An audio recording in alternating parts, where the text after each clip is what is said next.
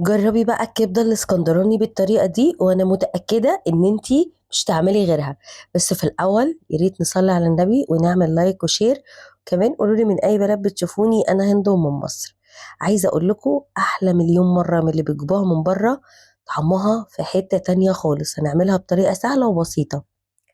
في الاول كده معايا 3 معالق كبار من الزيت، معايا مكعب من اللية مقطعاه قطع صغيرة بالشكل ده كده.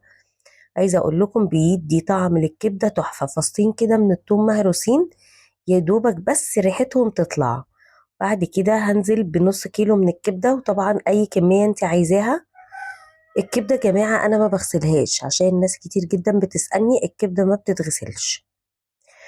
طبعا بقى ايه، النار هنا معايا عاليه، بفرد الكبده في الصينيه وبديها رشه من الفلفل الاسود لحد كده ما تاخد من تحت ويتشد مع بعضها، عشان ما تفرفتش منك ويبقى شكلها مش حلو.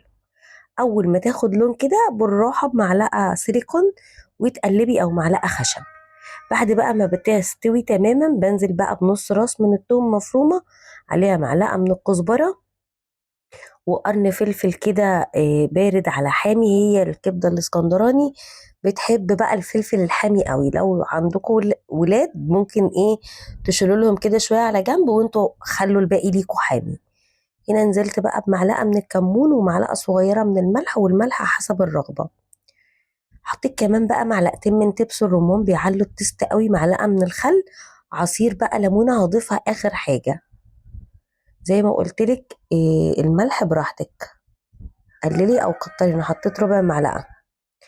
بعد كده بقى هعصر عليها ليمونه.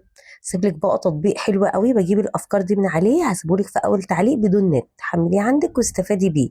عليه اكتر من 1500 وصفه اكلات وحلويات ومشروبات. هسيبهولك تحت الفيديو.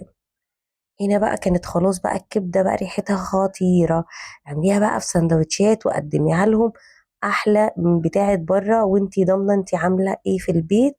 وطبعا مش مفيش مقارنة ما بينها وبتاع بره. بس دي أحلى كبدة اسكندراني ممكن تعمليها.